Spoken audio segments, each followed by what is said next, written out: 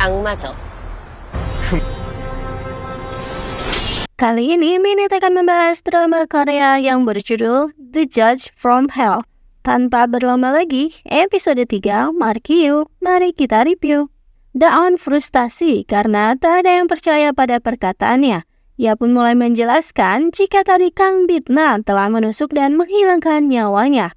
Dan di ujung nyawanya, Daon mengingat kejadian kelam saat kecil dulu di mana ia melihat ayah, ibu beserta adiknya tewas. Daon sudah terkapar. Sebaliknya, Justisia begitu sangat senang. Tapi ternyata Bael datang lagi. Lalu memberikan hukuman pada Justisia 2 kali lipat. Menjadi 20 orang penghilang nyawa. Karena pengadilannya kali ini sudah salah, maka Daon pun dihidupkan kembali. Daon kini bahkan dicap pemabuk karena sudah bicara ngelantur dan bahkan memborgol Kang Bitna. Namun ternyata insting atasannya Daon tajam. Ia bisa merasakan sesuatu yang tak normal pada Kang Bitna. Dan ternyata yang dihukum bukan hanya Justisia dan Valak saja, tapi juga Gremory. Meski awalnya salah paham dikira itu adalah Kang Bitna yang asli, tapi setelah dijelaskan jika kini diisi oleh Justisia, Gremory pun langsung hormat. Dan saking frustasinya, Daon bahkan sampai harus memeriksakan diri ke rumah sakit.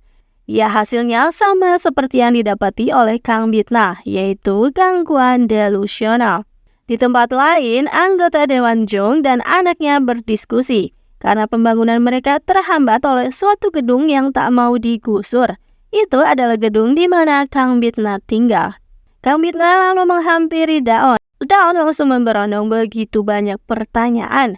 Dan Kang Bitna akhirnya mengakui jika ia adalah iblis yang telah merasuki tubuh Kang Bitna. Ia pun memperlihatkan kekuatan-kekuatannya juga mengeluarkan belatinya. Tambah mumet pula lah Daon itu. Kang Bitna lalu mengancam agar ia tak macam-macam dengannya.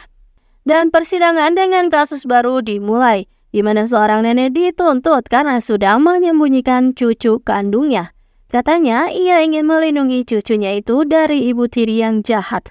Nenek itu seperti orang yang temperamental, bahkan berani memaki-maki hakim dan semua orang yang ada di sana. Sebelumnya, di malam yang gelap, sebuah keluarga mengalami kecelakaan membuat mobil mereka masuk ke dalam danau yang menyebabkan sang kepala keluarga tewas. Ibu dari pria yang tewas itu ngamuk di pemakaman dan menyalahkan istri anaknya lah yang telah menghilangkan nyawanya.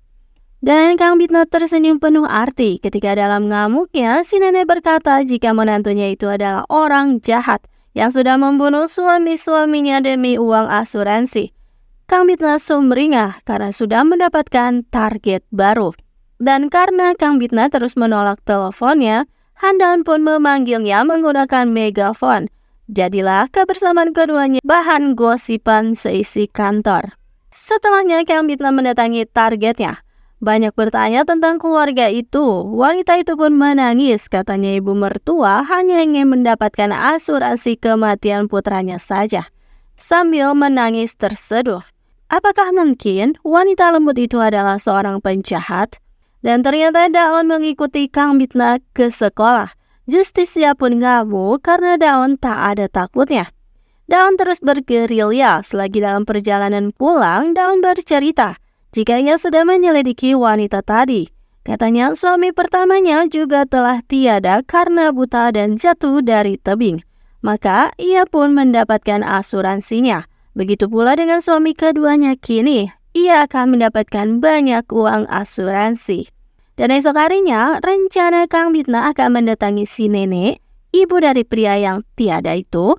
Kang Bitna sudah yakin Daon tak akan membuntutinya karena berangkat pagi-pagi. Tapi ternyata semalaman Daon menginap di halaman depan gedungnya. Mau tak mau akhirnya Justisia pergi bersama Daon. Dan dalam perjalanan Daon mengatakan jika ia mengikuti Kang Bitna karena ingin mengkonfirmasi identitasnya. Meski sudah dibuktikan dengan memperlihatkan kekuatannya, tapi bagi Daon masih sulit untuk dipercaya jika Kang Bitna adalah seorang iblis. Kedatangan keduanya tentu tak diharapkan oleh si nenek Ia mengatakan jika cucunya ada di panti asuhan, tapi Kang Bitna ingin bukti.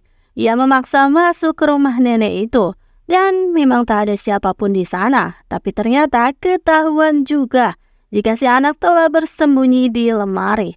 Nenek itu pun pasrah. Tapi kedatangan hakim dan detektif itu ke sana bukan untuk mengambil cucunya, melainkan ingin bertanya mengenai perkataannya tentang menantu yang sudah menghilangkan nyawa para suaminya itu. Akhirnya nenek itu pun bercerita, bahkan di hari pemakaman anaknya kala itu, wanita itu sudah bermesraan dengan seorang pria. Ditambah setelah beberapa hari, wanita itu malah meninggalkan cucunya sendirian berada di rumah dengan keadaan rumah yang berantakan.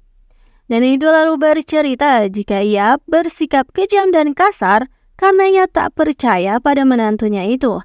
Ia hanya peduli pada keselamatan cucunya saja. Sedangkan Kang Bitna diajak melihat-lihat gambar dari si anak.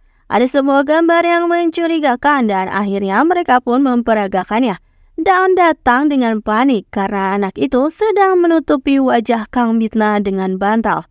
Tapi itu memang atas perintah dari Kang Bitna. Ternyata anak itu adalah saksi. Jadi berdasarkan gambarnya, ia diminta bercerita kejadian yang sebenarnya pada malam kecelakaan. Lalu dengan takut anak itu mulai bercerita dan sambil menangis. Pada malam itu ia tak sengaja melihat ibu tirinya menempelkan lem di seatbelt ayahnya. Dan kecelakaan itu memang disengaja. Wanita itu tersenyum puas melihat mobil yang berisi suaminya perlahan tenggelam. Benar-benar wanita psikopat. Ia bahkan mengancam anak sekecil itu untuk tutup mulut. Menurut Daon, meski sudah mendengar itu semua, akan sulit karena pernyataan anak kecil tak akan dipercaya karena ceritanya suka berubah-ubah.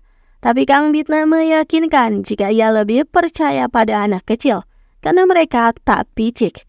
Dan seandainya Han Daon masih kecil, maka ia akan percaya juga ucapan Daon. Mendengar hal itu, air mata pun menetes dari wajahnya Daon. Dan akhirnya persidangan dimulai lagi. Kang Bitna memutuskan untuk melakukan penahanan si nenek. Ia dibebaskan. Tapi untuk masalah pengasuhan anak, si wanita psikopat berdrama. Ia membawa polisi segala untuk menjemput anak tirinya. Tentulah langsung diusir oleh si nenek. Namun malam harinya tiba-tiba si nenek pingsan. Ternyata si ibu tiri telah menculik anak tirinya dan menyiksa anak sekecil itu. Di rumahnya, Kang Bitna senang menyaksikan adegan itu dan setelahnya mendatangi si ibu tiri lalu mulai mengeluarkan belati iblisnya. Dan episode 3 pun berakhir dengan menegangkan begitu.